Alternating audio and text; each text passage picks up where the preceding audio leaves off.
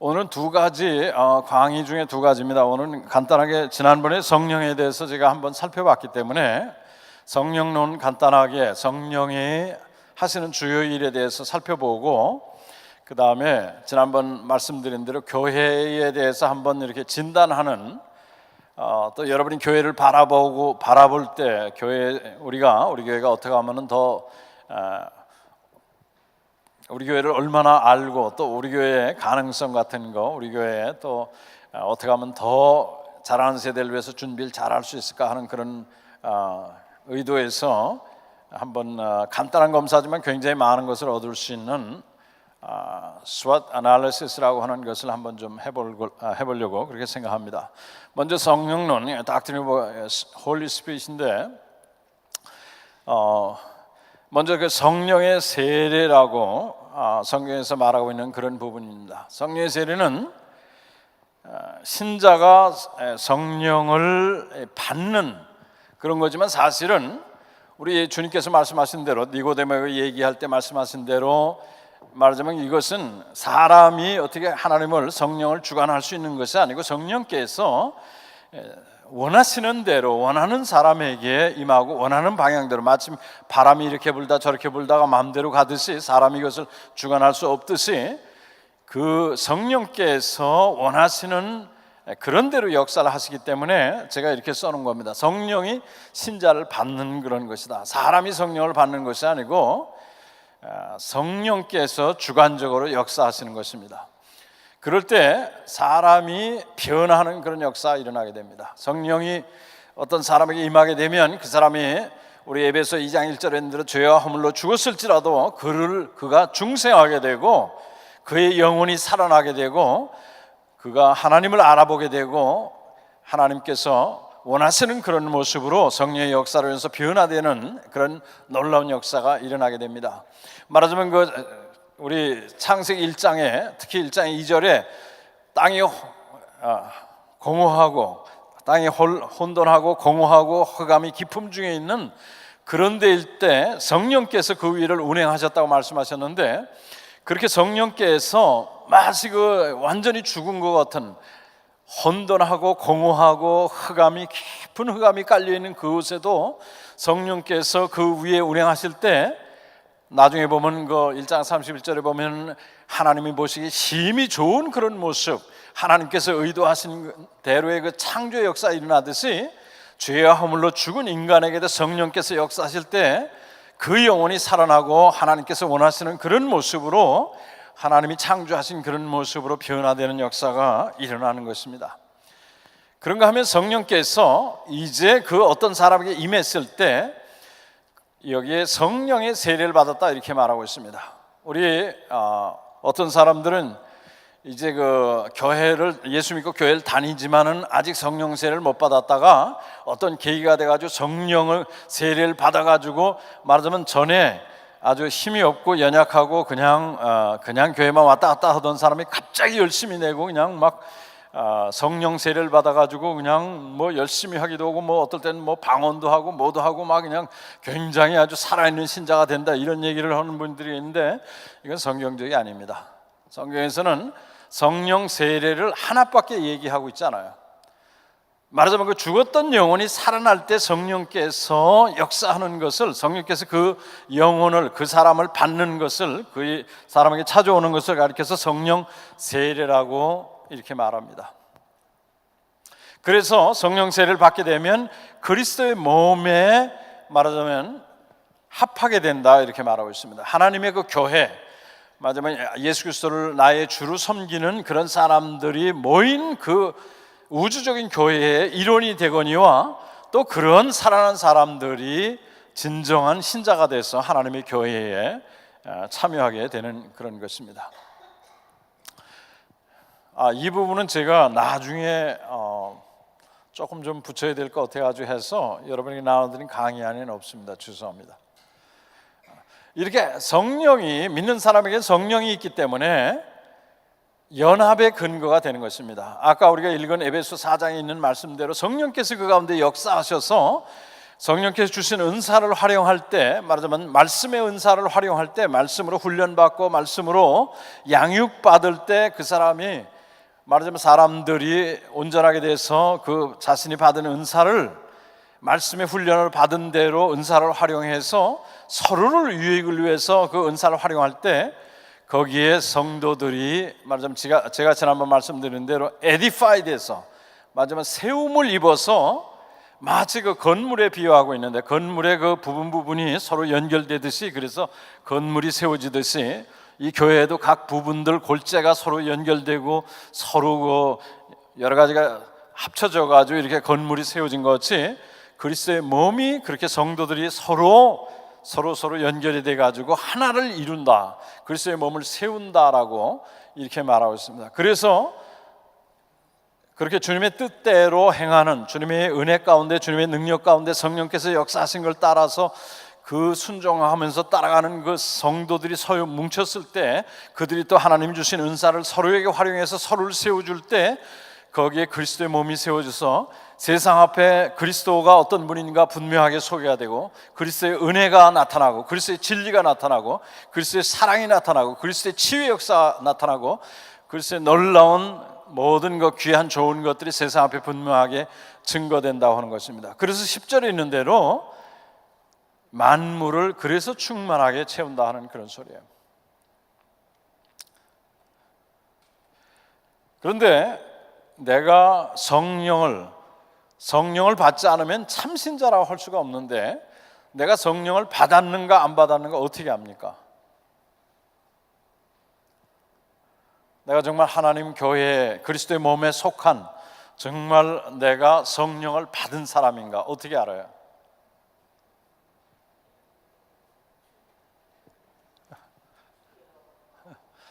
예, 맞습니다. 고린도전서 12장 3절에 누구든지 성령으로 말미암지 않고는 그리스도를 주라고 할 수 없다, 이렇게, 예수를 주라고 할 수 없다 이렇게 말하고 있어요. 내가 진정 예수 그리스도를 나의 주님으로 정말 믿는다면, 그것은 내 이해력이, 내 머리가, 내 가슴이 이게 한 게 아니라 성령께서 역사하셔서 그렇게 할 수 있게끔, 고백할 수 있게끔 그렇게 만들었다, 그런 소리입니다. 그것은 사람이 인위적으로 할 수 있는 것이 아니고 성령께서 그의 속사람을 변화시켰기 때문에 내가 진실한 마음으로, 정직한 마음으로 예수 그리스도를 나의 주로 고백할 수 있게 된 그런 결과가 나타나는 것이요, 그런 걸 볼 때 그것이 증거라 하는 것입니다. 내가 성령을 받은 사람이고, 내가 하나님의 자녀가 되고 그리스도의 몸에 속한 그런 신자라고 하는 그런 사실이야. 한 성령이 있기 때문에 연합이 되는 것입니다. 정말 성령의 은혜 가운데 살고, 성령을 기쁘시게 하고, 성령의 뜻 가운데, 성령의 인도 가운데 살게 되면 그 은혜가 명확하게 나타나요. 너무나도 분명하게. 그래서 진정 예수 믿는 사람, 진정 성령의 은혜 가운데 사는 사람들이 모이게 되면 거기에 연합의 역사가 일어납니다. 마음과 마음이 통하고, 얼마나 기쁘고 얼마나 반갑고. 제가 사실 몇십 년 만에 이렇게 자세히 한국 교회 와가지고 이렇게 보는데, 솔직히 말씀드리면 옛날에가 이 예수 믿는 사람들끼리 서로 만났을 때의 그 기쁨, 그 반가움, 정말 상대방이 누군지도 모르는데 예수 믿는다는 그 사실 하나만으로 느꼈던 그 기쁨이 옛날만은 못한 것 같아요. 옛날에는 서로 모르는 사람도 예수 믿는다 그러면 그렇게 반가워하고, 그렇게 정말 너무나 하나 된 그런 것을 너무나 느꼈습니다. 너무나. 어떤 나이 드신 목사님이 예수 믿는 미국 사람을 만났어요. 너무 반갑고 너무 기쁘고. 그런데 영어를 할 줄 알아야지. 영어를 모르니까 생각난다는 게 크리스마스. 근데 그 상대방이 그 말을 알아들은 거예요. 그래가지고 얼마나 반가워하는지, 예수 믿는 사람이라고. 서로 그냥 껴안고 막 그랬다고 이제 그런 얘기 말씀 직접 하시는 거 직접 들어봤어요.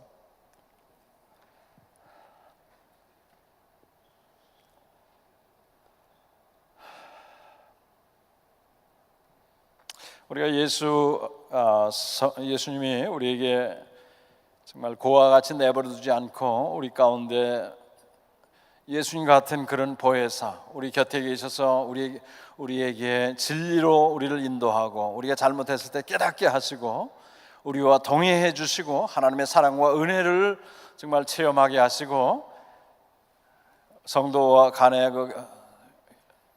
교제하게 하시는 그 성령님, 참 그 은혜 가운데 우리가 깊이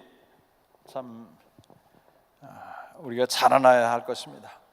성령께서 우리를 중생시키고 우리에게 참 실상을 알게 하시고 우리 하나님 아버지를 알아보게 하시고 우리가 생각이나 말과 행동에서 육신의 죄를 죽게 함으로써 거룩하여지도록 성화시키고 하나님의 진리를 이해하고 깨닫게 하시고 하나님의 약속에 확신을 갖게 하시고 잘못되었을 때 알게 하시고 깨닫게 하시고 그것을 회개하게 하시고 말씀의 소망 가운데 기쁨과 위로를 누리게 하시고 말씀 소망 가운데 담대함을 갖게 하시고 하나님 뜻을 순종하고자 하는 거룩한 결단을 내리게 하시고 또 하나님과 그 말씀을 의지하게 하시고 우리가 주님 앞에 가는 날까지 우리와 동행하시고 우리 가운데 계셔서 하나님이 우리에게 말하자면 너는 내 아들이다, 너는 내 딸이다 하고는 그 하나님의 자녀된 것을 보증하는 보증으로 우리 인치심으로 주셨다고 성경에서는 증언하고 있습니다. 인쳤다는 말은 너는 내 것이다 그런 소리야. 절대로 내가 너를 잃어버리지 않는다라고는 그런 하나님의 약속이에요. 너가 이 땅에서 성령 가운데서 성령 인도 가운데 정말 그 말씀을 따라서 성령 인도 가운데 살다가 그래서 하나님의 은혜 가운데 사랑 가운데 하나님 뜻을 이루며 살다가 이 땅의 삶이 다 하는 날 아버지 있는 대로 와라 하고는 내 약속이다 하고 하나님 아버지께서 주신 것이에요. 근데 그 성령님의 인도하심, 성령님의 말씀하시는 그것을 잘 따라야 되겠죠. 성령을 소멸하지 말라고 얘기하고 성령을 근심하게 하지 말라고 성경에서는 우리에게 말하고 있습니다. 언제 성령을 소멸해요? 성령 소멸하는 거, 성령의 역사가 약해져요. 두 개 있는데 하나는 근심케 해서 약해지고 하나는 소멸해서 약해집니다. 일반적으로 소멸한다는 것은 해야 될 거 안 하는 때, 성령께서 역사하는 것은 하나님을 순종할 때 성령께서 그것을 기뻐하시고 그것을 또 더 할 수 있도록 해주세요. 더 깊이 깨닫게 해주시고 더 진리를 알게 하시고 진리가 참됨임을 더 확신 갖게 하시고 더 많은 것을 깨닫게 하시고.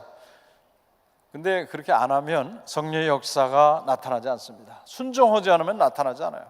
또 불순종할 때, 하나님 하지 말아야 될 걸 할 때, 하지 말아야 될 생각을 할 때, 하지 말아야 될 말을 할 때, 하지 말아야 될 행동을 할 때 성령이 근심한다 이렇게 말하고 있어요. 우리 가운데 활발하게 역사를 안 하시는 거예요. 그렇기 때문에 우리가 성령의 역사가 우리 가운데 정말 하나님은 지금도 역사하고 계신데 우리가 그것을 깨닫지 못하고 그 역사가 내게 불분명하다, 분명하게 드러나지 않는다 생각할 때 그 은혜를 구하는 중에 내가 하나님을 순종하고 있는가, 그런 삶을 살고 있는가 우리 자신을 살펴볼 필요가 있습니다. 진리를 따라갈 때 성령께서 우리와 함께 해주시고 성령의 역사를 나타내 주시는 것입니다. 성령의 충만이 있는데 성령의 충만은 에베소 5장 18절에 성령 충만을 받으라 이렇게 말하고 있어요. 명령해오니 말하자면 신자들은 누구나 성령 충만해야 된다고 하는 하나님의 원함이자 하나님의 명령입니다. 성령 충만을 받아 술 취하지 말고 이런 방탕한 것이니 성령 충만을 받아서, 성령 충만 받는다는 술 취하는 거하고 비교해서 얘기하고 있어요. 술 취하게 될 때 어떻게 해요? 술의 기운에 그냥 그 영향력 아래에 있습니다. 술이 지배하는 대로, 생각을 지배하고 우리의 마음을 지배하고 우리의 감정을 지배하는 대로 그냥 술 취하게 되면 거기에 내 인격과 내 생각과 내 판단은 흐려지고 술 기운에 여러 가지를 하게 되는데, 성령에 의해서 충만하게 될 때 성령께서 원하시는 대로 진리를 따라 살게 되고 진리의 말씀을 사랑하게 되고 하나님을 순종하는 것을 기뻐하게 되고 하나님 뜻을 추구하고 하나님이 원하시는 걸 하려고 애쓰게 되고 성령에 충만하게 될 때 우리가 하나님이 원하시는 그런 삶을 살 수 있게 되는 것입니다. 그렇기 때문에 우리의 여기 명령형은 우리가 결단을 내리고 순종할 때 가능하다는 것을 여기 말해주고 있는 거예요. 우리가 주님을 순종하고 죄와 멀리하고 또 하나님의 은혜를 간구하고 또 주님의 말씀을 가까이 하고 할 때 성령께서 우리 가운데 마치 그 술기운에 꽉 차듯이 성령께서 우리의 인격을, 우리의 삶을 지배하실 것입니다. 에베소서와 같이 나가는 거의 비슷한 시기에 조금 뒤에 조금 일찍 쓰여졌지만 에베소보다 에베소서 그 내용을 같이 하는, 그래서 학자들 간에 성경학자들은 그 에베소서의 그 원래 기초가 됐던 그런 서신이다 하는 것이 바로 골로새서입니다. 근데 성령 충만을 받으라고는 에베소 5장 18절하고 연결되는 그 부분이 뭐냐 하면 골로새서 3장 16절이에요. 골로새 3장 16절 한번 여러분 찾아보실래요? 에베소 다음에 빌립보 다음에 골로새서입니다. 골로새 3장 16절 성령 충만을 받으라라고 하는 말씀하고 같은 의미의 말인데 다른 말로 표현된 거 골로새서 3장 16절 328면에 있습니다. 찾으셨으면 같이 읽겠습니다. 그리스도의 말씀이 너희 속에 풍성히 거하여 모든 지혜로 피차 가르치며 권면하고 시와 찬송과 신령한 노래를 부르며 감사하는 마음으로 하나님을 찬양하고, 그 전반부의 내용이 그겁니다. 그리스도의 말씀이 너희 속에 풍성히 거하는 것, 이거를 가리켜서 골로새서에는 에베소 5장 18절에 있는 성령 충만하고 같은 것으로 설명하고 있어요. 그리스도의 말씀이 충만한, 성령이 우리에게 충만하면 성령은 우리를 어디로 인도하신다고 그랬어요? 진리로 인도하시는 거예요. 진리 하나님 말씀으로. 그렇기 때문에 그 말씀을 좋아하게 되고 그 말씀을 사랑하고 그 말씀을 순종하는 걸 기뻐하고 순종하고자 하는 마음으로 충만하는 것이 성령 충만한 거고, 그렇기 때문에 그리스도의 말씀이 우리 속에 충만해서 충만화되는 것은 우리의 생각을 지배하고 우리가 그 말씀을 사랑하고 그 말씀을 순종하고 그것을 언제든지 순종하려고 우리 마음속에 가득 집어넣는 그런 상태이기 때문에 같은 의미입니다. 같은 의미. 우리가 진리의 말씀을 사랑하고 진리의 말씀을 순종하고 진리의 말씀 사모하고 하는 그런 것이 성령 충만의 역사예요. 성령이 우리를 이끌어가는 것이 바로 진리이기 때문에 같은 내용을 설명하고 있는 것입니다. 그렇기 때문에 에베소 5장에 보면 성령 충만을 받으라 하고서 그 다음에 나오는 것이 뭐냐 하면 부부관계예요. 부부관계. 제일 먼저 나오는 것이 부부관계를 하나님 뜻대로 원하는, 하나님이 원하시는, 하나님이 의도하신 대로 부부관계 그런 가운데 살려면 어떻게 하느냐? 성령 충만이 전제 조건이에요. 그 다음에 에베소 6장에 보면 부모와 자녀의 관계, 그것을 제대로 하는 것, 근거가 뭐냐? 그 전제 조건이 뭐냐? 성령 충만입니다. 진리가 충만해. 그리스도의 말씀이 충만하고 주님을 사랑하고 주님을 순종하는 것으로 충만하는 성령이, 그래서 우리 가운데 힘있게 역사하는, 그럴 때 부모와 자녀의 관계가 제대로 하나님이 원하시는 뜻대로 이루어진다는 그런 말씀입니다. 주종관계, 거기에 영적 전쟁, 모든 것이 성령 충만을 전제로 하고 있어요. 성령 충만. 제가 그래서 만남 그리고 결혼 거기에 우리 저 젊은 세대를 향해서 말할 때도 부부의 그 남녀의 정말 배우자 사이에 그 원만한 하나님이 의도하신 축복된 그 약속이 바로 나타나기 위해서 우리가 힘써야 될 게 성령 충만이에요. 그렇게 될 때 성령 충만이 전제돼서 하나님 뜻을 따르고 순종할 때 하나님이 결혼을 축복하신 그 축복이 나타나는 것이고 그 약속이 나타나는 것이고 하나님이 의도하신 놀라운 그런 모습이 거기 가운데 나타나는 것입니다. 몸은 이제 제가 한 가지만 말씀드리죠. 제가 이제 그 결혼에 관한 여러 가지 아주 이야기들이 많은데 그 중에 약간 좀 유머러스한 얘기도 좀 합니다. 근데 그 얘기 중에 어떤 게 있냐면 여자는 남자가 변할 걸 기대하고 결혼하지만 남자는 변하지 않고 나아지길 기대하고 결혼한다는 말이에요. 근데 변하지 않고 남자는 여자가 변하지 않길 기대하고 결혼하는데 여자는 변한다. 점점 젊었을 때 모습이 점점 아니잖아요. 그리고 무엇보다 속에 있는 인간의 말하자면 우리 흔히 하는 대로 눈에 뭐가 씌었을 때는 뭐 다 좋게 보이고 또 그 앞에서 잘하려고 아주 최선을 다하니까 좋게 보일 수밖에 없죠. 그러나 결혼하고 나면 온갖 사실 부부가 세상에서 내 가장 최악의 모습을 제일 잘 아는 사람이 내 배우자예요. 그렇지 않습니까? 내 최악의 모습을 가장 잘 아는 자가 내 배우자인데 어떻게 삽니까? 어떻게 살아요? 그러나 내 최악의 것을 알면서도 사랑할 수 있는 것이 그것이 성경의 약속이자 거의 비밀이에요. 그 사람을 그대로 받아들이고 그러면서 주님이 그 만남에서 의도한 바를 이루 나가고 그러면서 점점 더 사랑스러워지는 것, 하나님의 비밀입니다. 하나님의 약속이에요.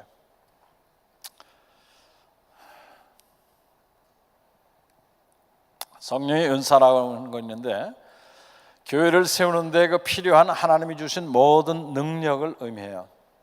우리 지난번에 은사 검사를 했습니다마는 하나님의 교회를 세워서 세상을 충만하게 하려고는 그래서 교회를 충만하게 만드는 데 필요한 모든 하나님이 주신 그런 모든 능력, 그렇기 때문에 성경에 여러 군데 이제 나오죠.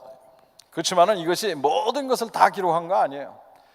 구절마다 다르죠. 그 내용들이 조금씩 다르고 그런데 모든 걸 다 망라한 것이 아닌데 어쨌든 우리가 생각할 수 있는 성령의 그 은사는 뭐냐면 교회를 세우는데 하나님의 교회를 충만하게 만드는, 세상을 충만하게 하기 위해서 하나님의 교회를 먼저 충만하게 교회를 세우는데 필요한 하나님이 주신 모든 능력, 그렇기 때문에 우리가 흔히 성경에서 있는 그런 것 외에도 여러 가지 일들을 생각할 수 있어요.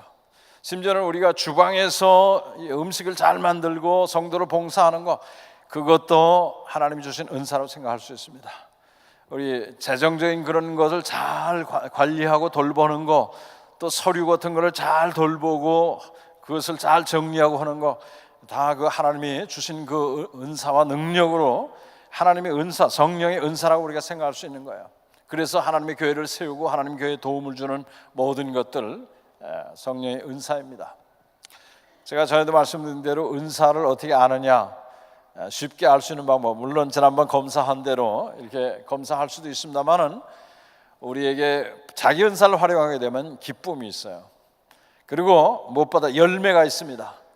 그리고 다른 사람들의 증거가 거기 있어요. 다른 사람들이 볼 때도 특히 그 신앙이 성숙한 그런 사람들이 볼 때 어떤 은사가 있는지가 우리가 분명하게 나타납니다. 그래서 성도들에게 물어보라고 제가 말씀드리는데, 성령의 열매에 대해서 보겠습니다. 성령의 열매는 성령 충만한 그 어떤 좀 약간 일시적인 또 이렇게 빠른 기간에 되는 거지만은 이 성령의 열매는 우리가 아는 대로 점진적인 그런 과정이에요. 천천히 이루어지는, 마치 여기 포도 열매를 해놨는데 포도 열매가 오늘날 갑자기 열리거나 그러지 않죠. 조금씩 천천히 우리 주님 말씀하신 대로 그야말로 수분, 영양분을 받아들여서 열매를 그렇게 맺게 되는 그런 것입니다. 그 목표는 뭐냐면 성령의 열매, 신앙 인격을 얘기하는데 우리의 속사람이 변화되는 그런 모습, 목표는 예수님입니다. 우리 주님의 모습을 닮아가는 것, 그것이 우리의 구원의 여정, 이제 약간 문자를 써서 라틴어로 하면 올더 살루티스라고 하는데 그 구원의 여정의 최종 목표가 뭐냐면 우리를 하나님께서 삶 가운데 이런 모습 저런 모습, 이런 일 저런 일 막 이렇게 우리 그 과정을 지나가게 하시는데, 어떤 사람은 이렇게 어떤 사람은 저렇게 하는데 결국은 어디로 인도하시려고 하는 거니? 아들의 형상을 본받는, 말하자면 예수님의 모습을 닮아가는 그런 일로 우리를 인도하시는 거예요. 그렇기 때문에 어떤 사람에게는 어려움들이 더 있어요, 다른 사람보다. 왜? 그게 필요하기 때문에 그러는 거예요. 예수님 모습 닮아가는데 더 그게 필요하기 때문에.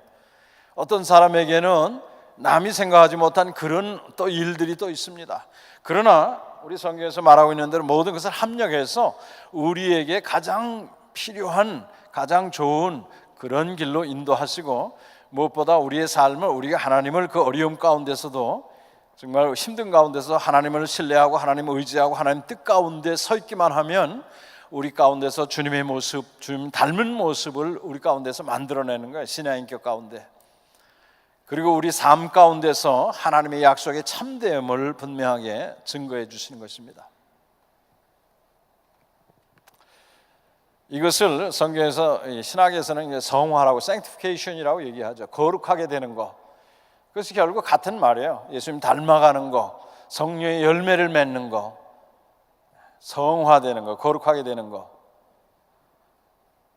저희 말씀드렸죠. 우리 주님을 닮아갈 때, 우리 주님은 이 땅에 오셔서 우리 하나님 아버지가 보실 때 이는 내 사랑하는 자, 내 기뻐하는 자라, 하나님의 아버지 원하시는 뜻을 늘 행하고 순종함으로 하나님이 동행해 주시고, 그를 통해 하나님이 어떤 분인가를 분명하게 드러내시고, 그 하나님의 진리를 나타내시고 하나님의 구원과 사랑을 나타내시고, 이 땅에서 하나님이 그 삶에 원하는 모든 것을 이루신 것이 우리 주님의 삶이에요.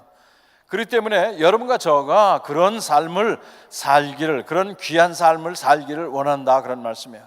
우리를 영원토록 축복하시기 위해서, 가장 좋은 걸 주기 위해서 예수님을 닮아가기를 원하시는 것입니다. 그것은 우리를 영원히 축복하시는 아버지의 사랑에서 나오는 거예요.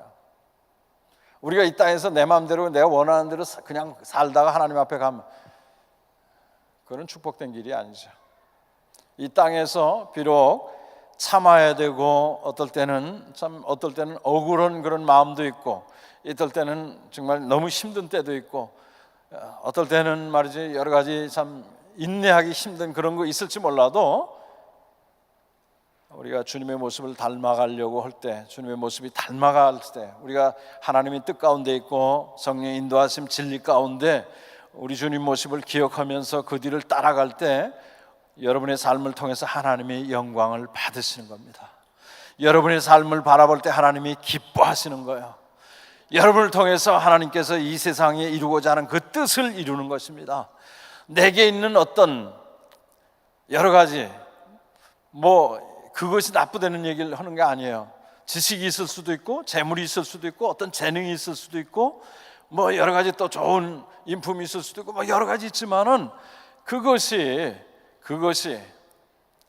자체를 자랑하는 것이 아니라, 그것이 주님 손에 붙잡혀서 정말 주님의 뜻 가운데 사용되고 하나님의 뜻을 이루는 것, 귀하게 사용되는, 우리가 주님 뜻에 우리 자신을 드리고 예수님의 모습을 닮아가려고 할 때 하나님께서는 그 사도 바울을 통해서 정말 귀한 일을 이루셨던 것이, 또 전혀 다른 배경의 베드로를 통해서 또 하나님이 충만하게 영광을 받으셨던 것 같이, 여러분에게 내게 뭐가 없을지라도, 나는 비록 다른 사람 앞에 내놓을 만한 것이 없다 할지라도, 자랑할 만한 것이 없다 할지라도, 여지껏 내 삶을 보면 성취한 것이 세상적으로 볼 때 없다 할지라도, 주님의 뜻을 바로 알고 주님 앞에 내 마음을 드리고 주님의 뜻을 순종하려고 애쓰고 주님이 원하시는 그런 삶을 살려고 노력할 때, 하나님은 여러분을 통해서 영광을 받으시는 거예요. 하나님께서 이 땅에 하나님의 뜻을 여러분을 통해서 이루시는 것입니다. 하나님께서 그 가운데 성령께서 하나님의 능력으로 역사하셔서 귀한 것을 하나님 보시기에 심히 아름다운 걸 만들어내시는 거예요. 그게 귀중한 거 아닙니까? 그렇기 때문에 사도 바울은 자기에 있는 것, 사도 바울은 너무 세상적으로 많은 걸 가졌어요. 가문, 정말 로마에서 천부장 되는 사람이 돈을 엄청 들여서 로마 시민권을 딸 정도로 그렇게 힘든 로마 시민권을, 얼마나 유대인이었지만 소수국가, 또 로마 지배받는 그런 나라의 사람이지만 날 때부터 시민권을 얻은, 그러니까 한마디로 그 지역에 얼마만 어마어마한 유지라는 걸 알 수 있어요. 다소의 그 큰 지역에 로마의 아주 중요한 요소였는데 날 때부터 시민권을 얻은 그런 아주 배경이 막강한 그런 집안에다가 최고의 엘리트로서 교육을 받은 그런 사람이었습니다. 가말리엘이라고 하는 유대인 중에 가장 존경을 받았던 그런 랍비, 심지어 대제사장도 그 사람이 한마디 하면 입 다 다무는 그런 지경이 됐던 거기서 직접 그 사람에게 교육을 받았던, 젊은 나이에 대제사장으로부터 정말 직접 사명을 위임받아 가지고 공무를 수행할 정도로 앞이 전도가 창창했던 그런 사람, 너무나 뛰어나니까 인간적인 그런 이 교만 같은 것이 이렇게 들지 않겠습니까? 부패한 마음에. 그러니까 그걸 가지고 투쟁한 거예요. 그걸 가지고. 그래서 오히려 그게 주님을 바로 나타내고 주님의 은혜를 전하고 주님을 높이는데, 주의 영광을 나타내는데 장애가 됩니다. 그게 많아지면 배설물같이 여긴다 그랬잖아요. 주님 아는 지식이 가장 고상한 것을 아는 그때 오히려 그 자기가 가진 그 막강한 배경 같은 것을 오히려 배설물같이 여긴다. 하등 도움되지 않는.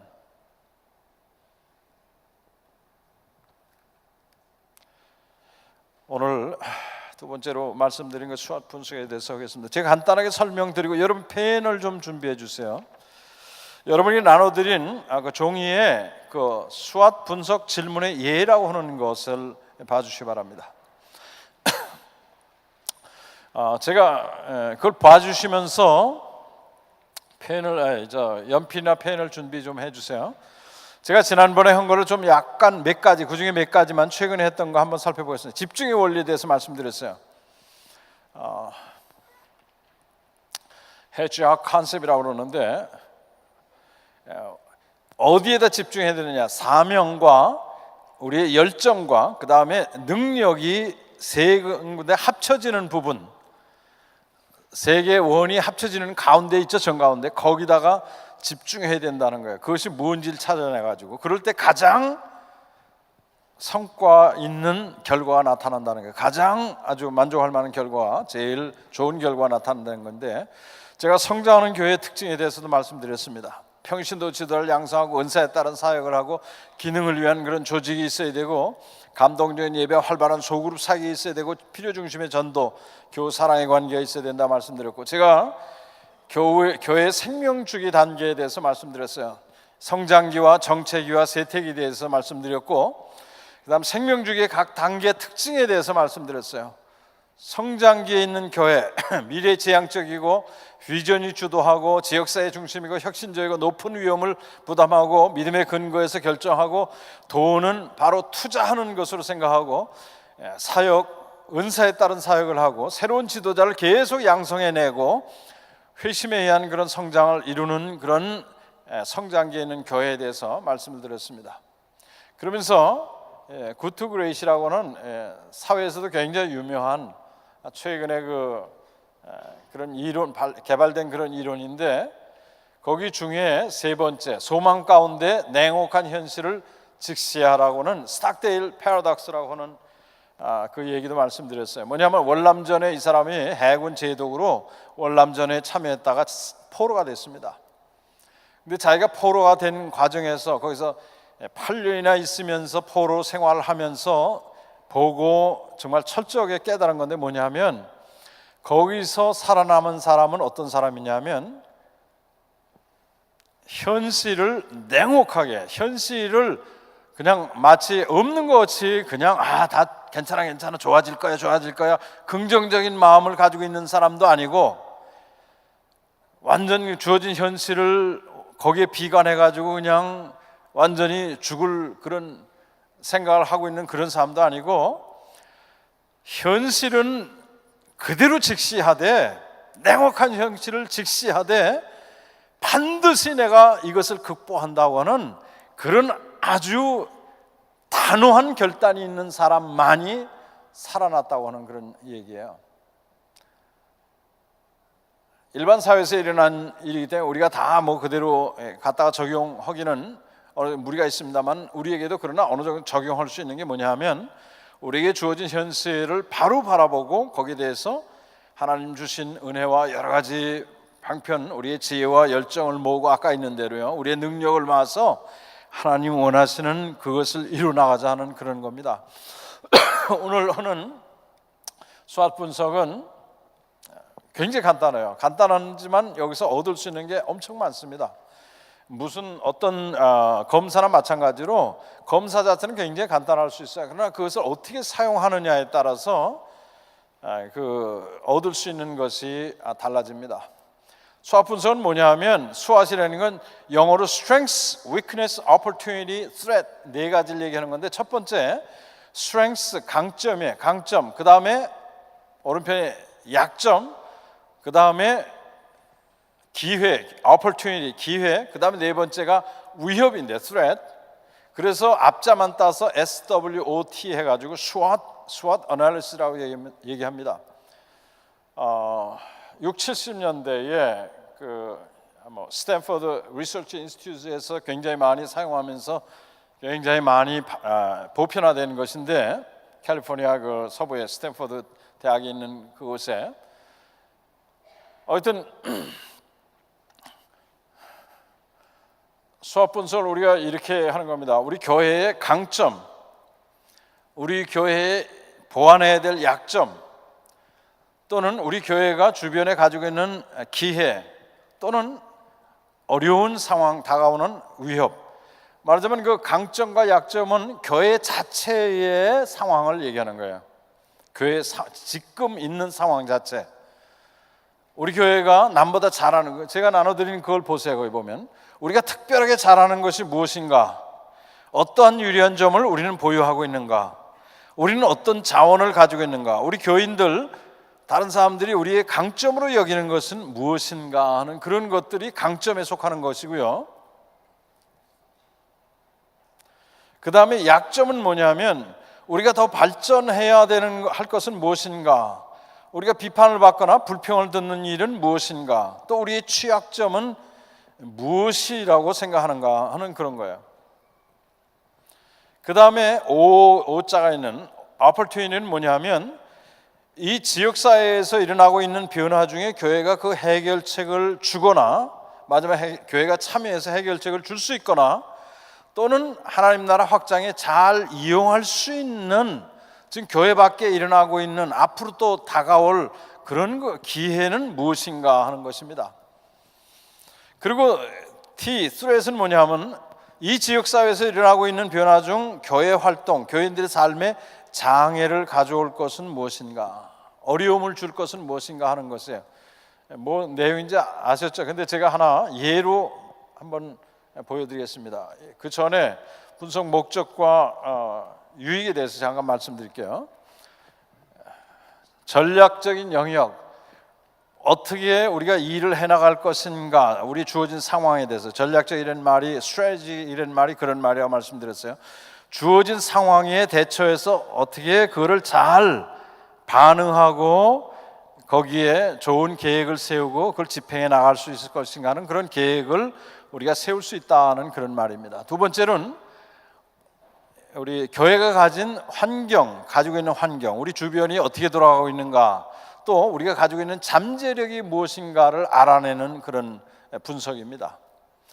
다 아는 거 같지만은 사실은 이렇게 써보고 여러 사람의 얘기를 종합해 보면요, 생각하지 못했던 그런 부분들이 많이 나타나는 것을 여러 번 보게 됩니다.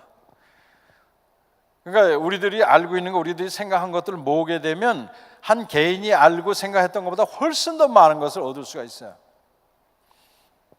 그 다음에 기관이 가진 그 기회, 위협, 강점, 약점을 확인할 수 있다는 거고, 분석의 유익을 덧붙여서 보자면 현재 상태를 바로 진단할 수 있어요. 현재 지금 어떤 상태에 있구나 하는 걸 진단할 수 있고, 그 다음에 앞으로 나가야 될 최선의 경로가 어떤 것인가를 결정할 수 있게 됩니다. 아까 전략적인 그런 계획을 세울 수 있다고 말씀드렸는데 그것과 통하는 그런 이야기입니다. 그런가 하면 또 변화가 필요한 부분을 우리가 결정할 수 있어요. 어디가 변화되어야 되겠는가, 어느 부분이 바꿔져야 되는가 하는 것들을 우리가 살펴볼 수 있고, 네 번째로는 우리가 가지고 있는 진행 중에 있는 그 계획을 수정, 보완하거나 조정하거나 이런 것들을 우리가 찾아볼 수가 있습니다.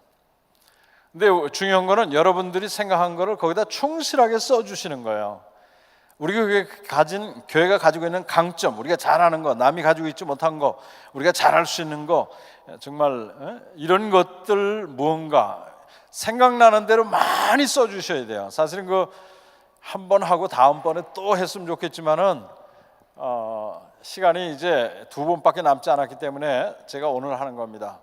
살펴서 그 다음에 마지막에 한번 우리가 우리 자신을 어떻게 진단하고 또 어떻게 우리가 앞으로 해나가는 것이 교회에 도움이 되고 정말 현실적으로 할 수 있는 것인가를 살피는 건데,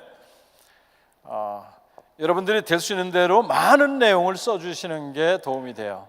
각 부분에 특히 강점, 기회 이 부분을 많이 써주시면은 앞으로 우리가 어떤 일을 해야 되겠는가, 어떻게 해야 되겠는가 이것에 굉장히 도움이 되고, 약점과 위협에 대해서 많이 써주시면은 우리가 어떤 것을 보완을 해야 되겠는가에 대해서 우리가 많은 정보를 얻을 수가 있습니다.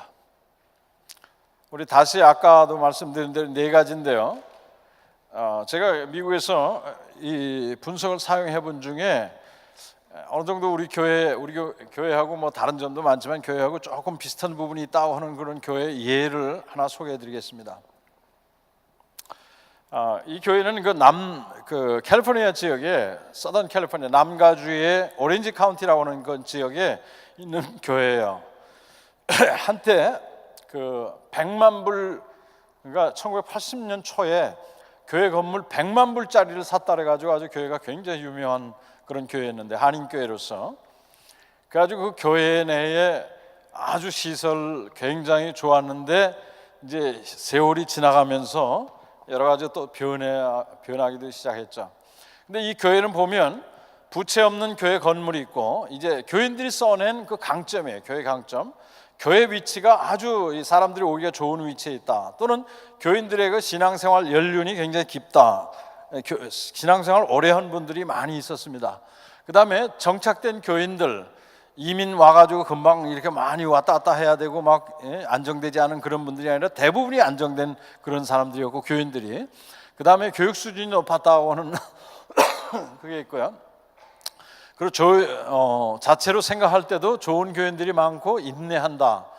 그 다음에 거기 담임 목사님이 세컨 제너레이션이었어요. 이중언어를 하는 그런 분이었다. 그 다음에 부흥을 하고 싶어하는 그런 열망.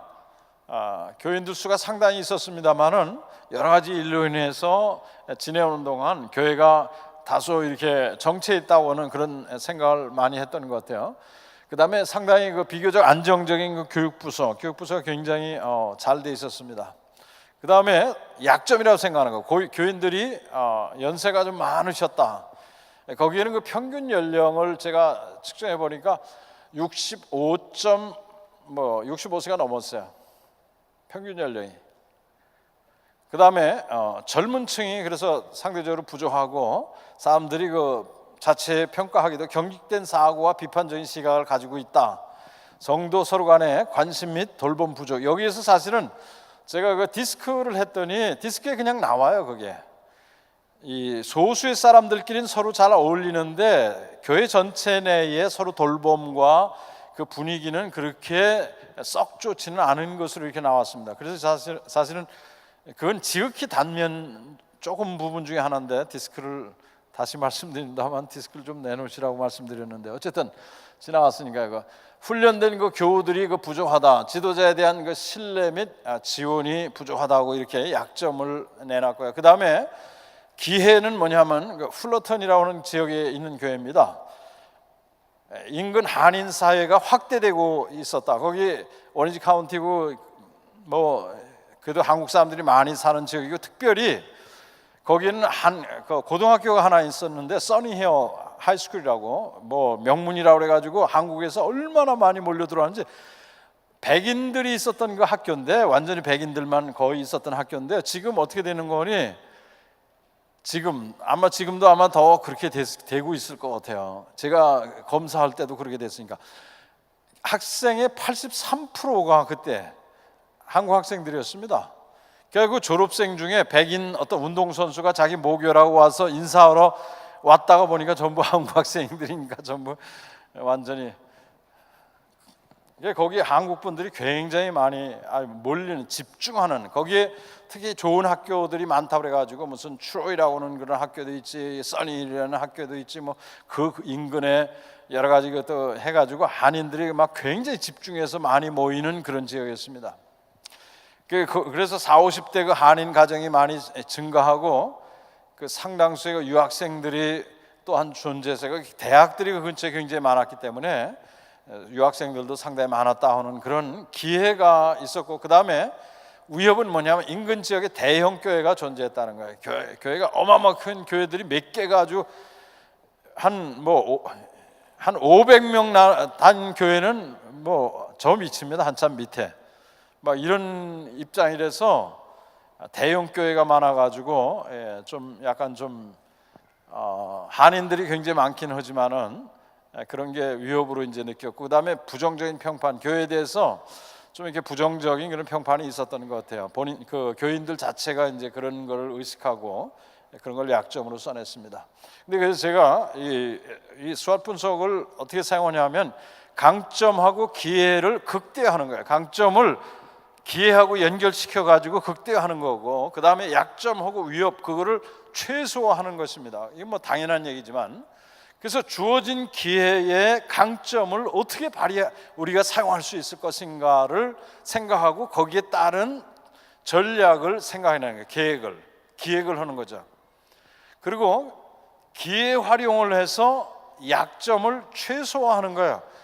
이 반대죠. 이 앞에는 기회를 가지고 이 강점을 기회에 어떻게 적용해서 이용할 것인가 하는 건데, 이 약점에 대해서는 기회하고 연결해서 기회를 통해서 약점을 얼만큼이면 최소화하고 보완할 수 있는가, 이런 걸 생각해내는 것입니다.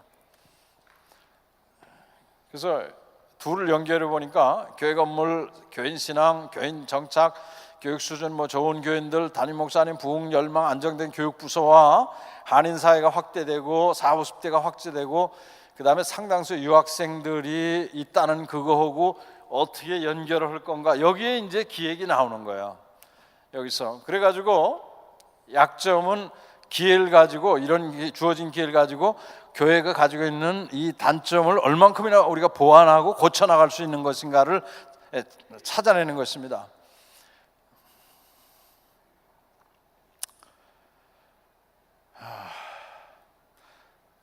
이 SWOT 애널리시스를 해가지고 우리가 뭘 했는 거냐, 제가 그 교회에 가서 방향을 설정했어요. 사명을, 하나님이 우리에게 주신 사명을 구체적으로 어떻게 적용할 것인가. 그 다음에 이 교인들을 어린아이로부터 이 노년이기까지 누구나 다 교회에 올 수 있지만은 교회가 중심으로 타겟으로 하는 그런 그룹이 있어야 돼요. 왜냐하면 그 그룹 아니면은 교회가 특별히, 예를 들어서 자라는 세대를 대상으로, 자라는 세대를 많이 우리가 보완하고 그 세대를 가지고 있는 부모들을 교회에다가 많이 우리가 있어야 되겠다, 이렇게 생각을 하게 되면 그 부모와 그 자녀들을 향한 사역을 우리가 구상해야 됩니다. 어떤 사역을 할 건가? 그 사람들이 그냥 오진 않을 거거든요. 교회가 맞을 준비를 하고 그분들이 왔을 때 마저 들어가야 되고, 교회에서 그것을 수용할 수 있는 모든 준비가 돼야 그 사람들이 오는 거지, 그냥 무턱대고 오지 않습니다. 아이들도 마찬가지예요. 자라는 세대들을 우리가 어떻게 전도하고 또 그들을 어떻게 훈련하고 지금 있는 우리의 자녀들을 어떻게 교육해서 또 그와 같은 열망, 그와 같은 또 원함이 있는 사람들이 또 우리 교회에 같이 참여할 수 있을 것인가, 이런 것들을 생각해내는 거예요. 그래가지고 그 대상의 근거에서 사역을 생각해내는 것입니다.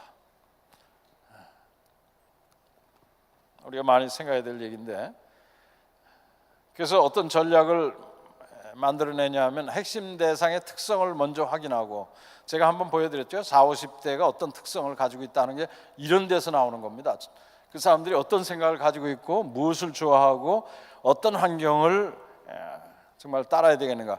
진리의 말씀은 변동할 수 없는, 변할 수 없는 하나님의 말씀이고, 그건 반드시 어떤 상황에서 전하고 사람들이 가르쳐야 되지만, 그 사람들 수용하는 환경이나 조직 이런 건 얼마든지 바꿀 수 있고 바뀌어야 융통성 있게 일을 해나갈 수 있는 것입니다.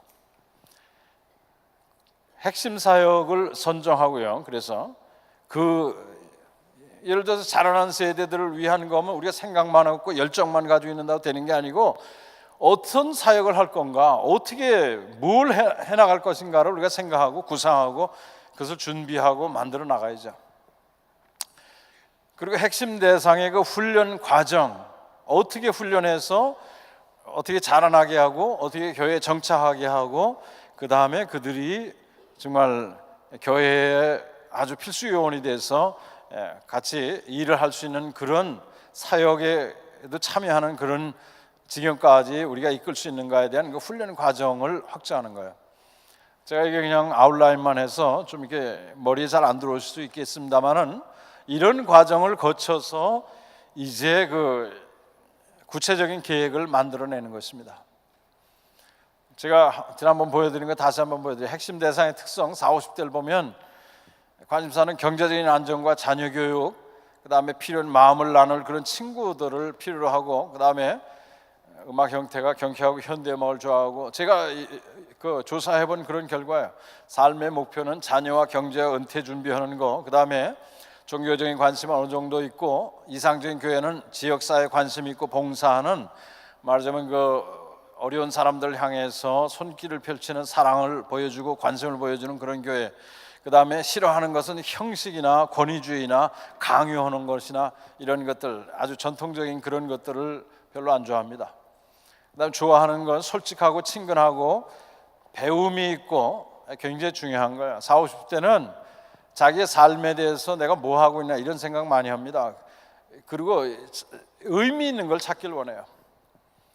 자라나는 걸 찾기 원해요. 교인들도 40, 50대 되면 내가 신자로서 지금 어떻게 하고 있는가, 내가 자라나고 있는가, 내가 분명히 자라나고 변화되고 뭔가 전보다 달라지고 있다는 그런 그것을 눈으로 손으로 잡을 수 있어야 되고 눈으로 봐야 되는 그런 시기이기 때문에 40, 50대가 이런 관심사를 가지고 있습니다. 그러면서도 또 교제를 굉장히 중요시 여기고 목회자상은 친근하면서도 존경할 수 있는 그런 분, 가까울 수 있으면서도 정말 존경하고 그 말씀을 듣길 원하고 하는 그런 사람, 그런 분을 그런 목회자상을 가지고 있어요.